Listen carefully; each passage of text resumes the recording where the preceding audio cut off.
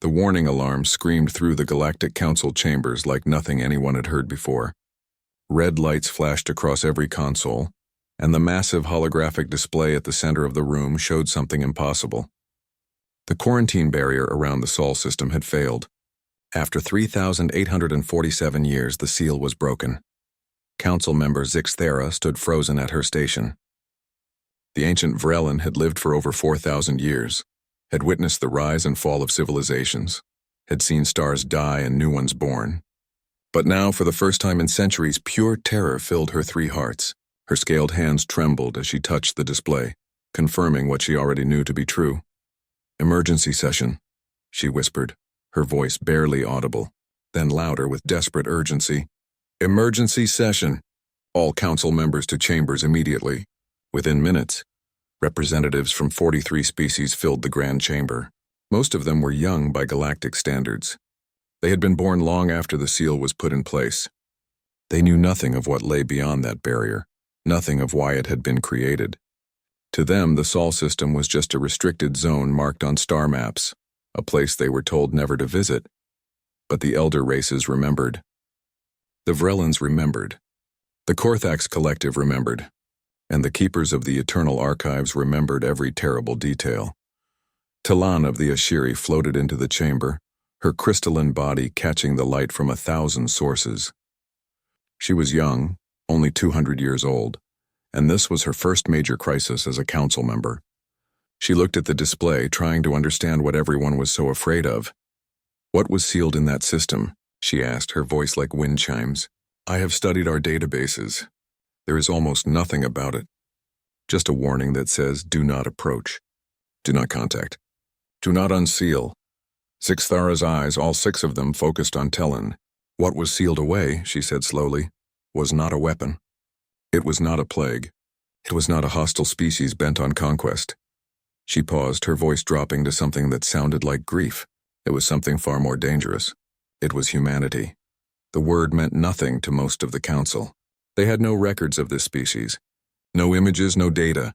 Everything had been classified at the highest level, locked away in the Eternal Archives where only the 3 elder races had access.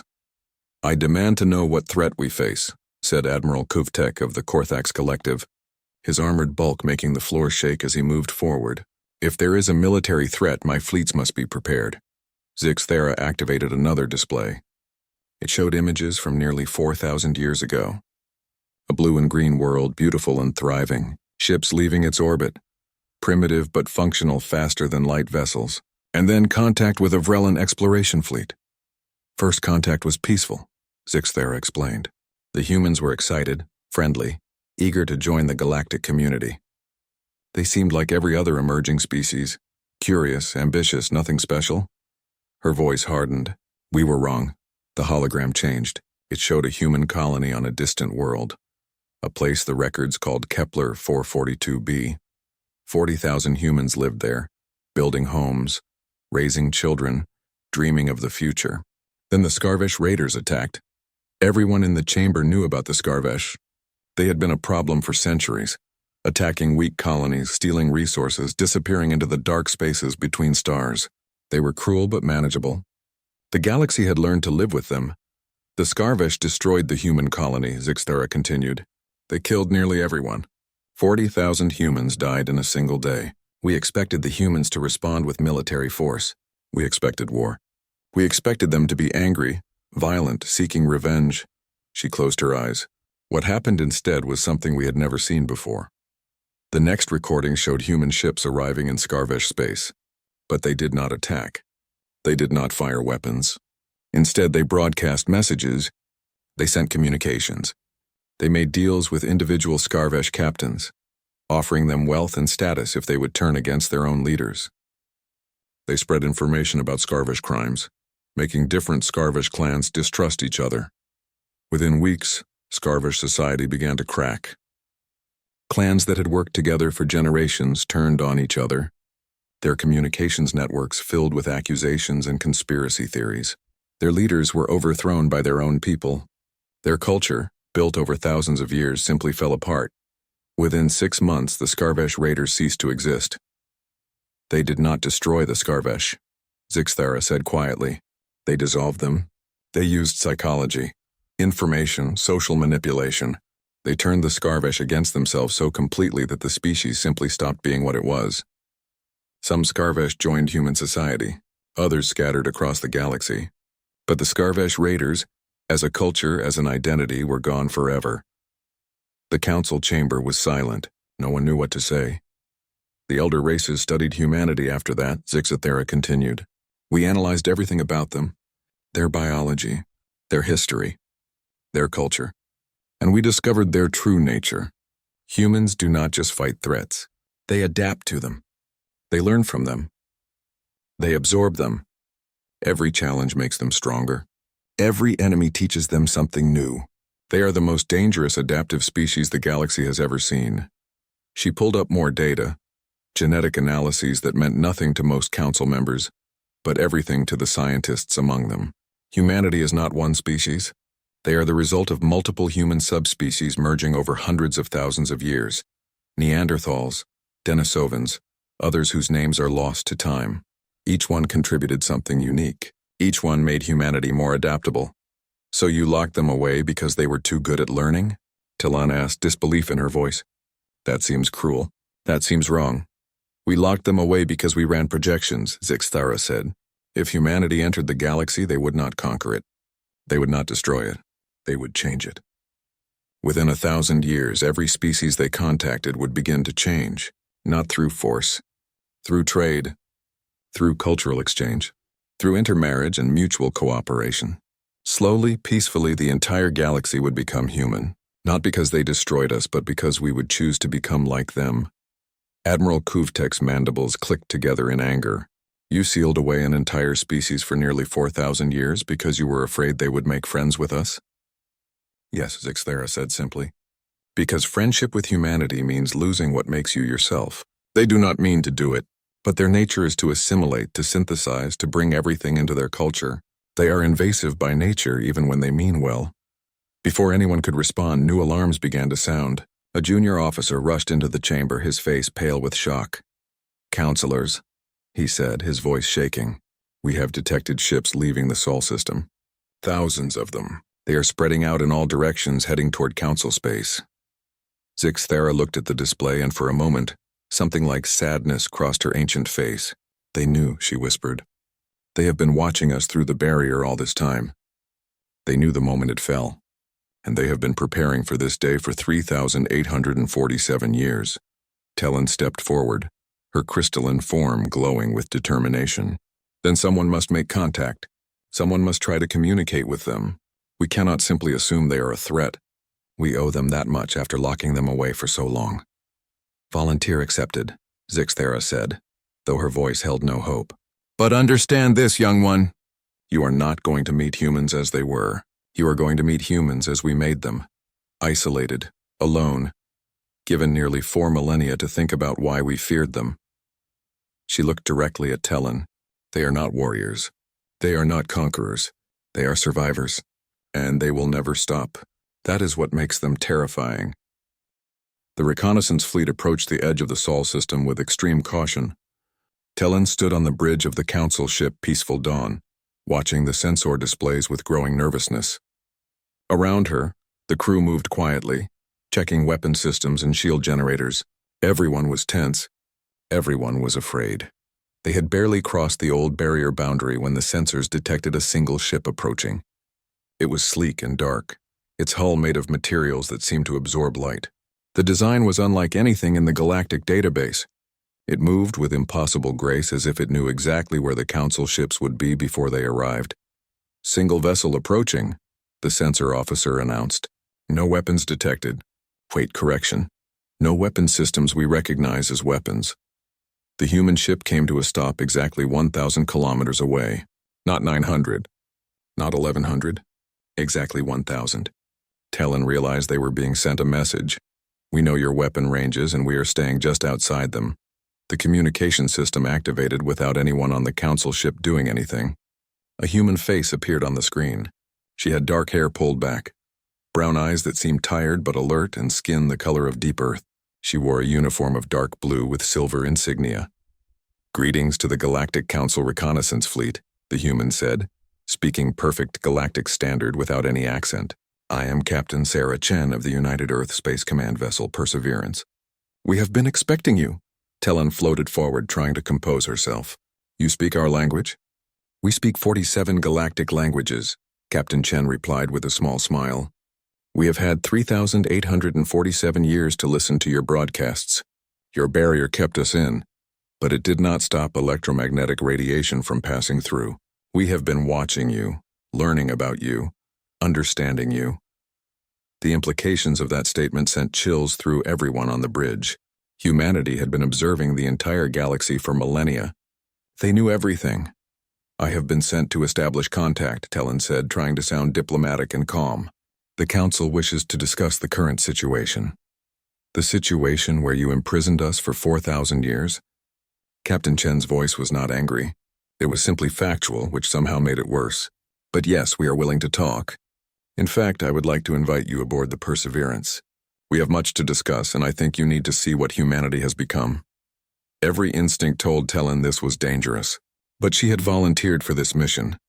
She had argued that humanity deserved a chance.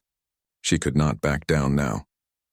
2 hours later, Talon found herself walking through the corridors of a human ship.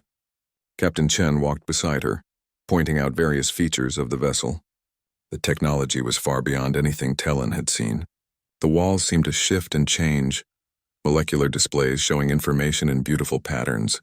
The artificial gravity was so perfectly calibrated that Talon barely had to adjust her own levitation fields. "Your technology has advanced significantly," Talon observed, trying not to show how impressed she was. "We had motivation," Chen replied. "When you are locked in a box, you either give up or you figure out how to break the box. We chose the second option." They entered a large room filled with holographic displays. Chen activated one, and suddenly they were surrounded by data. Information about every species in the galaxy, their cultures, their languages, their military capabilities, their trade networks, everything. "How do you have all of this?" Talon asked, shocked by the completeness of the database. "We watched. We listened. We learned," Chen said.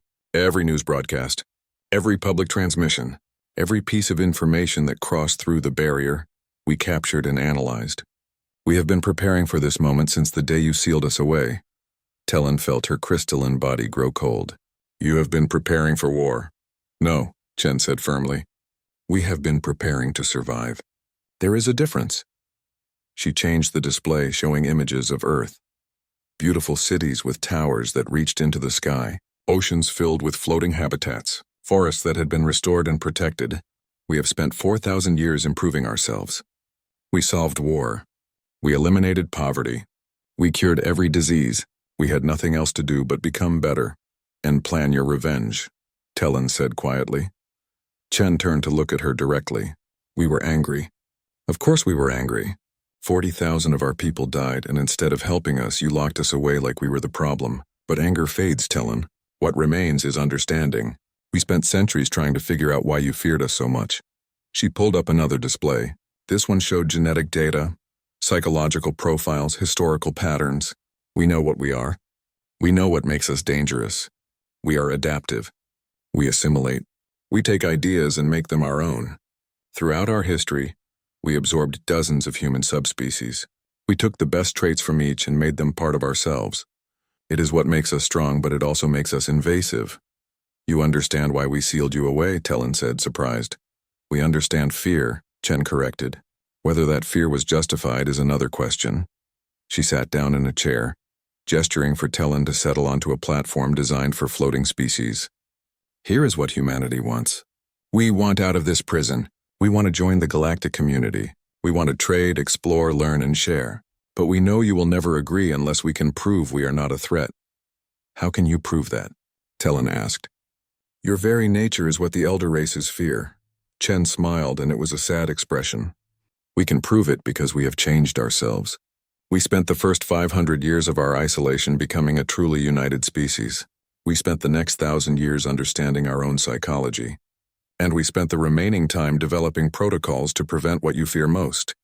She activated another display, showing complex legal documents and genetic therapies. "The diversity protocols. Constitutional laws that make cultural erasure illegal." Genetic modifications that reduce our aggressive assimilation instincts. AI systems that monitor our own behavior and warn us when we are changing other cultures too much. We built chains for ourselves, Tellan.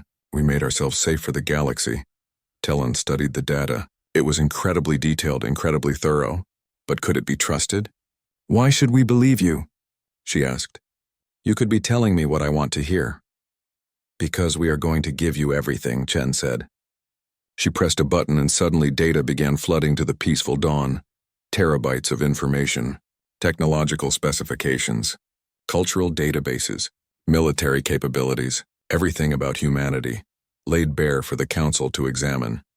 We are giving you all our secrets, Chen continued. Our weaknesses, our strengths, how to defeat us if you decide we are a threat, how to trade with us if you decide we are friends. We are showing you everything because transparency is the only way to build trust. Tellan was stunned. In all her years of diplomacy, she had never encountered a species willing to reveal everything about themselves. It went against every principle of negotiation and strategy. This is madness, she whispered.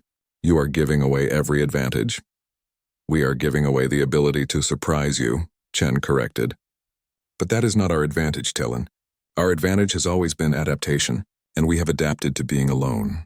We have adapted to being feared. Now we need to adapt to being part of something larger. Chen stood and walked to a window showing the stars beyond. But there is one thing we need from you. Access to the eternal archives. We know there is more to this story. We know the elder races are hiding something, some deeper reason for their fear. We have spent 4,000 years trying to understand, and we need to know the truth. Tellan felt torn. She wanted to help these humans. They seemed genuine, reasonable, even kind. But she also understood why the elder races were afraid. Even now, just talking to Captain Chen, Tellan felt herself changing. She found herself liking these humans, wanting to help them, beginning to see things from their perspective. Was this what the elder races feared? This gentle, inexorable pull toward humanity? I will take your request to the Council, Tellan said finally. But I cannot promise anything. We understand, Chen replied. We have waited 4,000 years. We can wait a little longer. She smiled again. But Tellan, understand this. We are not going away. We are not going back into the box. Whatever happens next, humanity is now part of the galaxy. The only question is whether we will be part of it as friends or as something else. Tellan returned to her ship with more questions than answers. As they prepared to return to Council space, she watched the Perseverance turn and head back toward Earth. And beyond it, she could see thousands of other human ships, spreading out into the darkness, exploring a galaxy they had been denied for so long. Captain Chen was right about one thing. Humanity was out, and nothing would ever be the same. The Galactic Council chamber erupted in chaos. Half the members demanded that humanity be accepted immediately. The other half wanted to reinforce the barrier, even if it meant war. Voices shouted over each other in 43 different languages. Tellan tried to speak, but no one was listening. Then Zixthara stood. The ancient Vrelin did not raise her voice. She simply stood, and somehow that was enough. The chamber fell silent. Even after 4,000 years, the elder races commanded respect. There is more to this story, Zixthara said quietly. More than we have told you.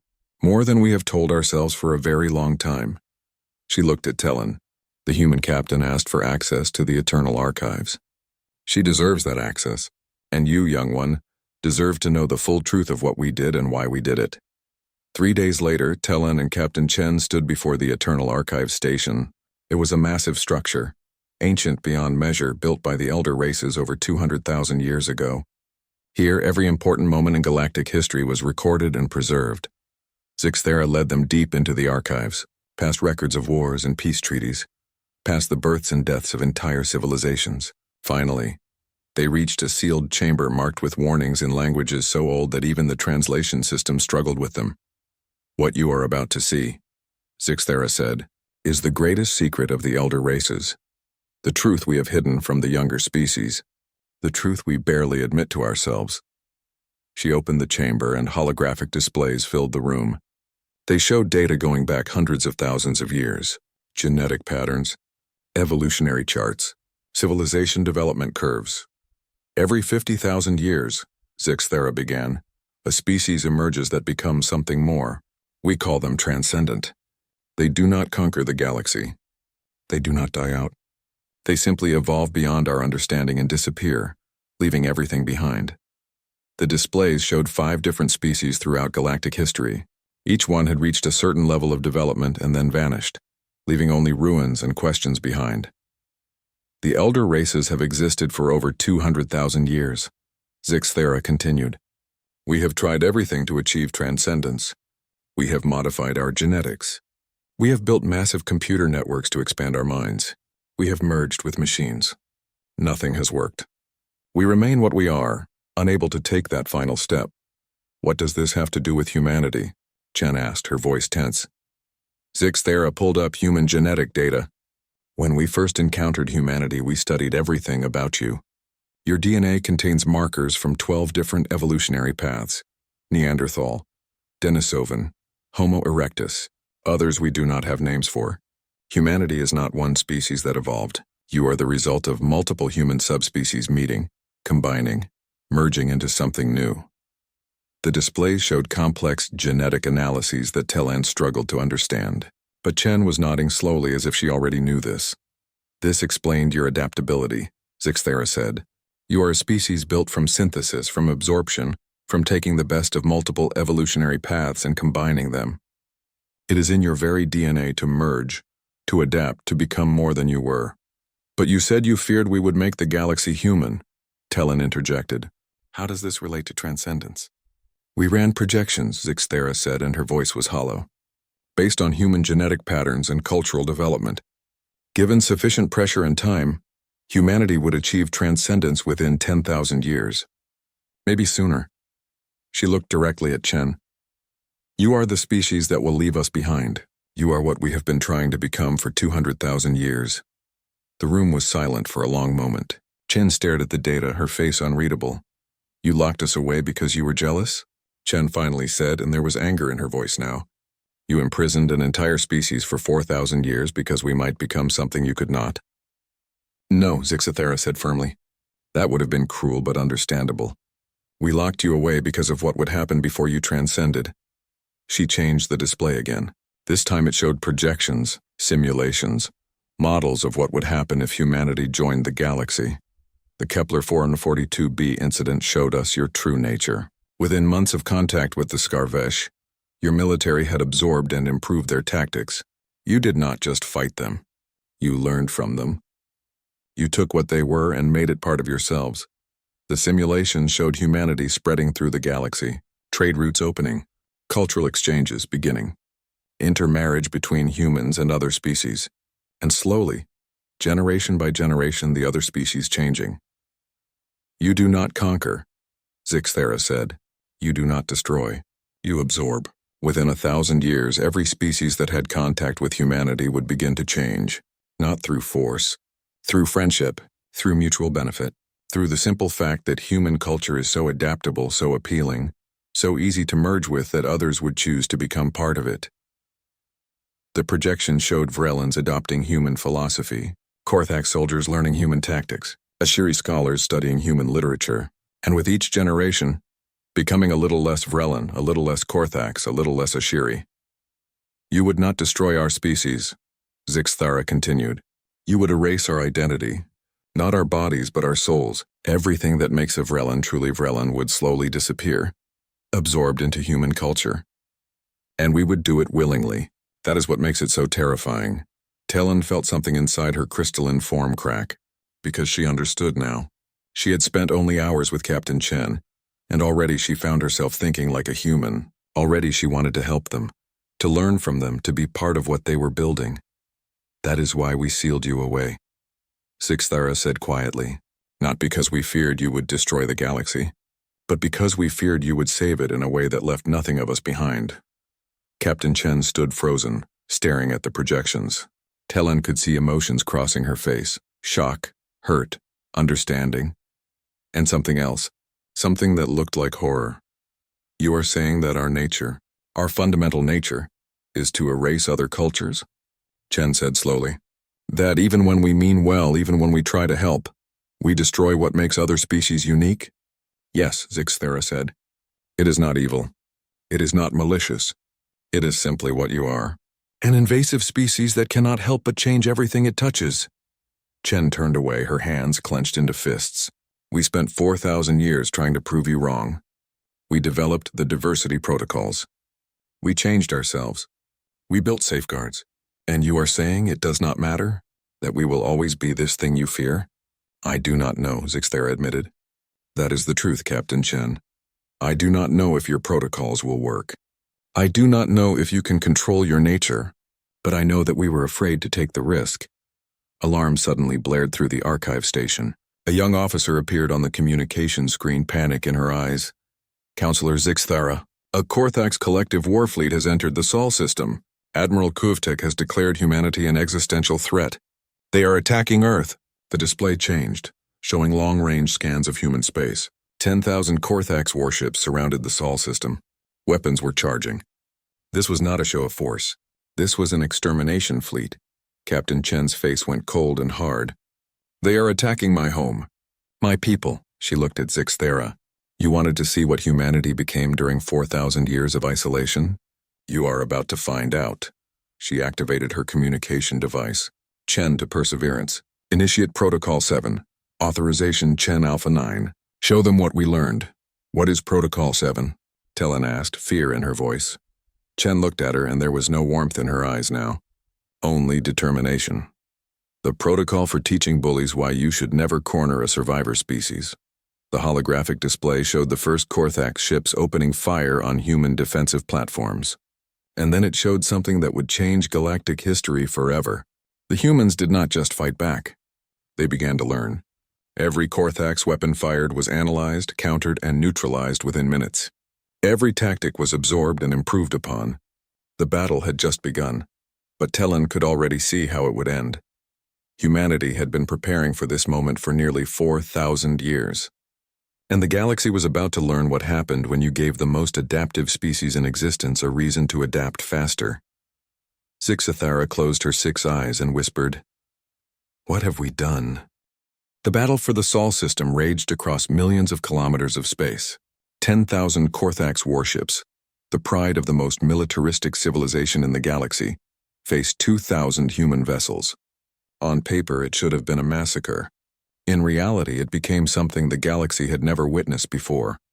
Admiral Kuvtek watched from his flagship, confident in his overwhelming advantage. The Korthax had been perfecting warfare for 20,000 years. They knew every tactic, every strategy, every way to break an enemy's defense. The humans were new to galactic warfare. They would fall quickly. The first wave of Korthax plasma torpedoes crossed the distance between fleets. Human defensive screens should have failed. Instead, the energy was absorbed, redirected, and dissipated harmlessly. Kuvtek's mandibles clicked in frustration. Fine, the humans had good shields. But shields could be overwhelmed. He ordered the second wave. 1,000 ships firing together, concentrating their power on a single human vessel. This time the ship would fall, but the human ship moved. Not away from the attack, but through it, weaving between plasma bolts with impossible precision. Its own weapons fired back and a Korthax destroyer simply stopped working. Not exploded, not destroyed, just stopped as if someone had turned off a switch. Report, Kuvtek demanded. What happened to that destroyer? Unknown, Admiral, his tactical officer replied, fear creeping into his voice. All systems shut down simultaneously. It is like the ship forgot how to work. On a dozen other screens, similar events were happening. Human ships were not just fighting. They were analyzing, learning. Every Korthax weapon that fired was studied. Every tactic was countered within minutes. The humans were adapting in real time, faster than should be possible. But what truly terrified Kuvtek was what happened next. A single human vessel approached the Korthax fleet under a flag of truce. A communication channel opened and Captain Sarah Chen's face appeared on every Korthax ship's display. Admiral Kuvtek, she said calmly, as if they were discussing trade routes instead of standing in the middle of a battle. I am going to ask you to stop this attack. Not because we cannot win, but because winning is not what we want. Kuvtek laughed, a harsh grinding sound. You have 2,000 ships against my 10,000. You speak of winning, I speak of teaching, Chen replied. She gestured, and data began flooding into every Korthax computer system. I am sending you a gift, Admiral. The complete history of our 4,000 years in isolation, our culture, our philosophy, Our technology, everything. Kuvtek stared at the incoming data stream. This was impossible. No species shared their military secrets during a battle. What trick is this? No trick, Chen said. This is transparency. This is us showing you that we are not what you fear. Look at the data, Admiral. See what we became when you locked us away. Against his better judgment, Kuvtek opened some of the files. He saw images of Earth, beautiful and thriving. He saw records of human development, how they had spent 500 years eliminating war among themselves. He saw their diversity protocols, constitutional laws designed to prevent cultural imperialism. He saw genetic modifications they had made to themselves to reduce aggressive tendencies. You changed yourselves? Kuvtek said, confused. Why would a species deliberately make itself weaker? Because strength is not always about domination, Chen replied. We spent 4,000 years learning that lesson. We learned it the hard way in isolation, with only ourselves to fight.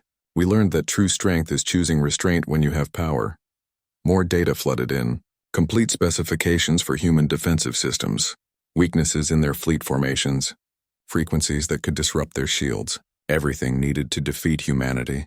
You are giving us the information to destroy you, Kuvtek said slowly. This violates every principle of warfare.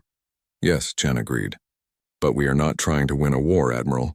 We are trying to end one before it really starts. You attacked us because you fear what we might become, so we are showing you what we are.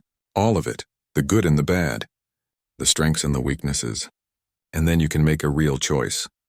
On the tactical displays, the human ships had stopped fighting. They were not retreating, but they were no longer firing. They simply held position, shields up, waiting. If you want to destroy us, Chen continued, here is how to do it. We have given you everything you need. But if you want to stop this war and talk instead, we are willing to do that too. The choice is yours.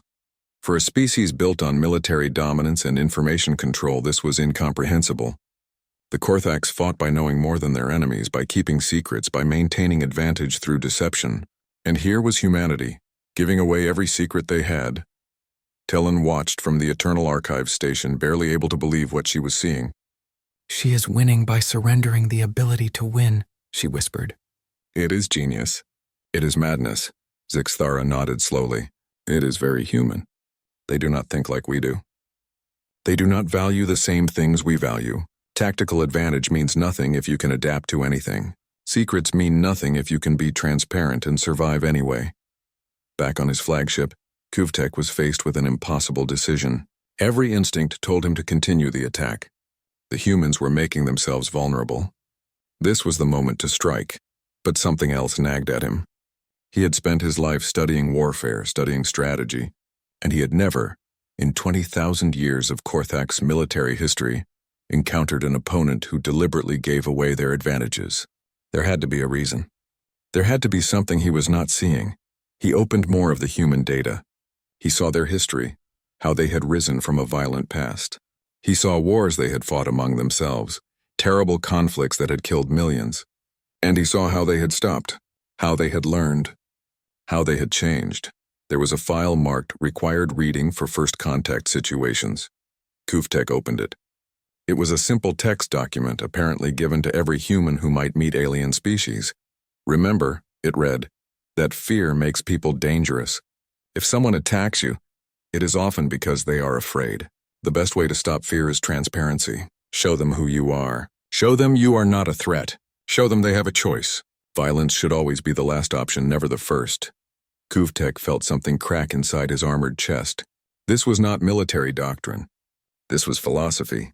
These humans had spent 4,000 years thinking about how to rejoin the galaxy peacefully. They had prepared for this moment not with weapons but with wisdom. Ceasefire, he ordered suddenly. All ships, ceasefire immediately. His officers stared at him in shock. Admiral?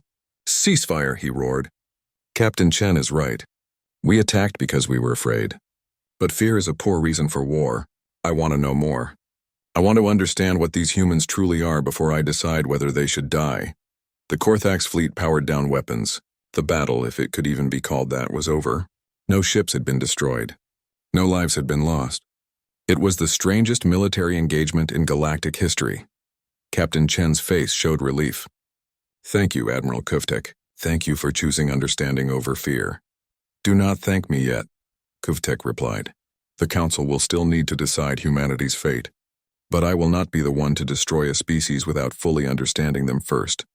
The communication ended. Kuvtek sat in his command chair, feeling older than his 3,000 years. He had just witnessed something that broke his entire understanding of warfare. A species that won by refusing to fight, a species that gained advantage by giving up advantage, a species that turned vulnerability into strength. If this was what humanity had become after 4,000 years of isolation, what would they become with another 4,000 years of freedom? Back on the Eternal Archives station, Zixthara received a direct communication from Kuvtek. The humans have stood down the Korthax fleet without firing a shot, she told Tellan and Chen. The Admiral is requesting a full council session to discuss humanity's future. What will you recommend? Chen asked. Zixthara was quiet for a long moment. I will recommend that we give you a test. A real test. There is a species called the Remnari. They are dying. Their sun is collapsing. They have 50 years, maybe less. The Council has been unable to find a solution that does not require relocating them, which would mean the end of their culture. You want us to save them? Chen asked. I want you to save them without making them human, Zixthara replied. You claim your diversity protocols work, prove it. Save the Remnari in a way that preserves their identity, their culture, everything that makes them unique. If you can do that, I will support your admission to the Council. Chen was quiet, thinking. Finally, she nodded. Send us everything you have on the Remnari. We will do our best. Your best is what I fear, Zixthara said softly, but perhaps it is also what the galaxy needs. The holographic displays showed human ships beginning to move, heading away from Earth toward Remnari space. The real test was about to begin. Could humanity save another species without changing them? Could the most adaptive species in the galaxy resist their own nature? Tellan looked at Captain Chen. What if you fail? What if your protocols do not work? Chen smiled sadly. Then you will have been right to fear us, and we will have to accept that some species should remain alone. She turned to leave. The Remnari home system was beautiful and dying. Their sun, once stable and life-giving, was collapsing inward, beginning the slow process that would end in a violent supernova. The Remnari people, beings of living crystal that dwelled in the star's corona, had perhaps 50 years before their entire civilization would be destroyed. Captain Sarah Chen stood on the observation deck of the human relief fleet, watching the dying star with sadness. Beside her, Tellan had insisted on joining the mission as the Council's official observer. Around them, 15 human vessels carried the brightest scientists, engineers, and cultural experts humanity had to offer. Beautiful, is it not? Said a voice like singing glass. Luminary Kreshal, leader of the Remnari, had come aboard to meet with the humans. Her crystalline form refracted the starlight into 1,000 colors. To die in beauty is something, at least. You are not going to die, Chen said firmly. We are here to help. Kreshal's form dimmed slightly, the Remnari equivalent of a sad smile. The Council has tried for 20 years to save us. They cannot. We cannot survive away from a star's corona. We cannot simply move to another system. We are what we are, and when our sun dies, so do we. Chen pulled up holographic displays showing complex stellar engineering concepts. We have a solution. We can build a structure around a stable star, an artificial corona that mimics your sun's environment perfectly. You could live there safe and thriving. And who would maintain this structure? Kreshal asked. We do not have the technology. We would be dependent on others forever. That is not life. That is being kept alive like pets. Chen nodded as if she had expected this response. That is why we are not going to build it for you. We are going to build it with you, and we are going to teach you how to maintain it yourselves. Over the following weeks, human engineers and Remnari scientists worked side by side in the corona of the dying star. The humans brought their advanced technology, but they did not simply impose their solutions. Instead, they asked questions. They listened. They learned about Remnari culture, their needs, their traditions. Tellan watched it all with careful attention. She saw humans suggest a design, then stop and ask Remnari artisans how they would prefer it to look. She saw human efficiency being deliberately slowed down to accommodate Remnari traditional building methods. She saw humans struggling not to optimize, not to improve, not to make things better by human standards. It was painful to watch. The humans clearly knew faster ways, better ways, more efficient ways. But they held back. They deferred. They let the Remnari make choices that were not optimal, but were authentically Remnari. This is harder than fighting a war, Captain Chen admitted to Talon one evening. They sat in the observation lounge, watching human and Remnari workers collaborate on the massive stellar construction project. Every instinct we have says to help more, to do it better, to fix their methods. But if we do that, we steal their agency. We make them dependent. We change them. Your protocols are working, Talon observed. You are resisting your nature. Barely, Chen said with a tired smile. Do you know how many times each day our AI systems flag potential cultural contamination? Hundreds. Every conversation, every interaction, every shared meal is a chance for us to accidentally influence Remnari culture. We have to be constantly vigilant. The construction continued. The coronosphere, as it came to be called, took shape around a nearby stable star. It was beautiful, combining human engineering with Remnari aesthetic principles. The structure would maintain a perfect artificial corona, a home for the Remnari that they could control and maintain themselves. But there were challenges. Human technology was more advanced, and sometimes the Remnari struggled to understand the systems they would need to operate. Chen faced a critical choice during one meeting with Kreshal. We can simplify the control systems, Chen explained, make them more intuitive for your people. But that would mean using more human design principles, human interface logic, or we can keep the systems more complex but authentically adapted to Remnari thinking. It will take longer to learn, but it will be truly yours. Kreshal was silent for a long moment, her crystalline form flickering with thought. What do you recommend? What do you want? Chen countered. This is your home, Luminary, not ours. We are just helping you build it. I want to remain Remnari, Kreshal said softly, even if it is harder, even if it takes longer. I want my people to look at this structure in 1,000 years and see Remnari engineering, not human charity. Then that is what we will build, Chen agreed. Talon recorded everything, the humans teaching but not directing, sharing technology but not controlling it, offering help but not requiring gratitude or dependence. It was messy. It was slow. It was imperfect. But it was working.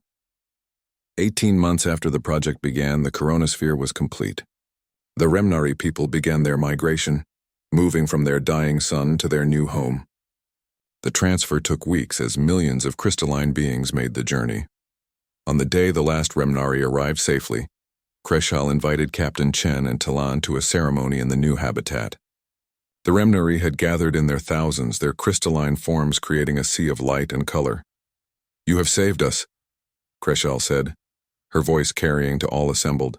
You have given us a future. For this we are grateful beyond words. We were honored to help, Chen replied. And now, Kreshal continued, we wish to honor you. We wish to invite you to stay. Share our home. Become part of our community. You have earned this right.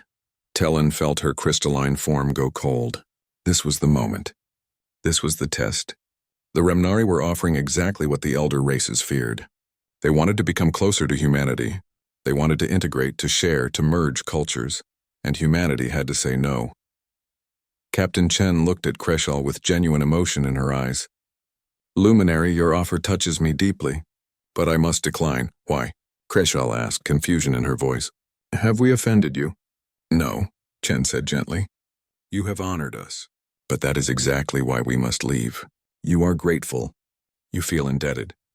Those feelings would change how you interact with us. You would begin to adopt our ways not because they are better, but because you feel you owe us. And slowly, generation by generation, you would become less Remnari and more human. She gestured to the beautiful coronosphere around them. This is yours. You built it. Yes, we helped, but every choice, every design, every detail was made by Remnari for Remnari. If we stay, that changes. Our presence would influence you in ways neither of us could control.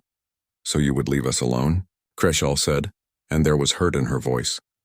We will be friends, Chen assured her. We will trade. We will visit. We will share art and music and ideas. But we will not live here. We will not become part of your daily lives. Because you need to stay Remnari, Kreshal.